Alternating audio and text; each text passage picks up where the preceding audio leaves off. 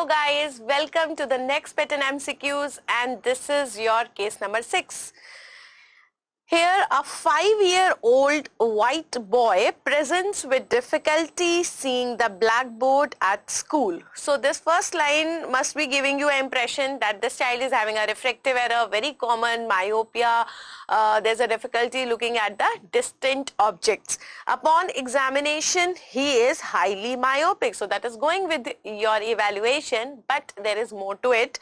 He is of short stature. He has got short, stubby fingers with broad hands and the right joints. Which of the following is the most likely?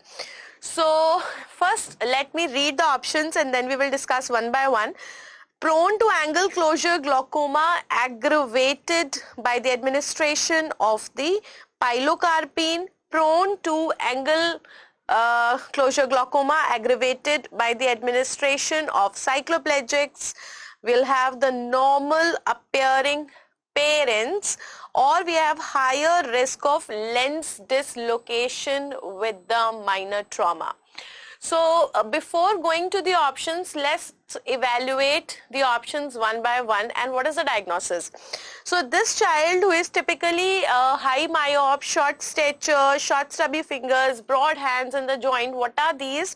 This is actually a typical case of the Weil-Marchesani syndrome. This is a typical case of the Weil-Marchesani syndrome, right? Now this Weil-Marchesani syndrome consists of certain lens anomalies, and in fact we do tell this to you in the classes also when we are dealing with the lens anomalies, that when it comes to microphakia as well as the microspherophakia. When it comes to microphakia and the microspherophakia, it is the Weil-Marchesani syndrome. Along with this, we also have what you called as the ectopia lentis. We also have the ectopia lentis, where you have the abnormal position of the lens. Now what happens in these cases? Suppose this is your cornea, and we have the iris here, we have the ciliary body, okay. What is happening? The lens is spherical and very small. Now due to this, the chances of this area being closed, there is a chances that there is a pupillary block. Now obviously there is a risk of the angle closure. So there will be a risk of the angle closure because the lens is very small, it is spherical, and this is more when, which is actually more, or it is aggravated by the miotics. Now let us try to see why this is aggravated by the miotics. If I give the miotic, the size of the pupil becomes even more smaller. So let me draw it with the red. Okay, now the size of the pupil becomes even more smaller. So obviously the chances are more. So miotics, or I can say pilocarpine, if I give, there are more chances that there will be angle closure glaucoma. This is one thing. Now second thing, they are saying the cycloplegics. What will happen? Now suppose I give the cycloplegics. First of all, what do you mean by cycloplegics? Cyclo means related to ciliary body and plegics means the palsy. So we are giving those agents which are causing the paralysis of the ciliary muscle. Okay, so when there is a paralysis of the ciliary muscle, okay, what will happen? There will be tightening of the ciliary zonules. So if you imagine this thing, what is happening? Suppose this is your iris, ciliary body, something like this, and I have got the zonules here. The zonules are present and they are holding this lens.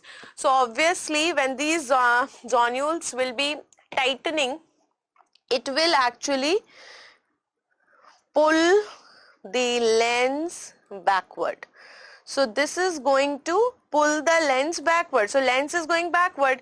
So when the lens is going backward, will there be chances of the angle closure glaucoma? No. So that means if I give the pilocarpine in this person, yes, there are increased chances of angle closure glaucoma. But if I give cycloplegics, there will be no increased chances of angle closure glaucoma. So if you look at the options here, the option number A, prone to angle closure glaucoma, which is aggravated by the administration of pilocarpine, is a true statement. But I cannot say this is the answer because they are just asking the most likely. Then second, prone to angle closure glaucoma aggravated by the cycloplegic. No, this is false because the lens is going backwards. Then will they have the normal appearing parents? No, because this is autosomal recessive. Because this disease is autosomal recessive, therefore I cannot have the normal appearing parents. So this is also false. Then number D, higher risk of lens dislocation with the minor trauma. Now it is partly correct. This much is true that it has a higher risk of lens dislocation. We have more chances of ectopia lentis here. But is this related with the trauma? No, this statement is false. It is not related with the trauma. It's a congenital anomaly which is associated with the Weilmar-Chesney syndrome. So by far now, what will be the answer? What is most likely? So now your answer is prone to angle closure glaucoma aggravated by the administration of pilocarpine, and I think it's a wonderful and awesome example of integration where we have tried to integrate at the level of medicine, pediatrics, ophthalmology, pharma as well as genetics. So 5 branches at a time. I think it's very unique to have such kind of a question, and I am feeling glad that I am trying to and I am successful in giving you the practice of such kind of questions. Please do tell me in the comment section how do you like this session? Are you able to comprehend the questions? Are you getting more and more confidence in solving the clinical as well as integrated questions? Thank you and happy ophthalmology.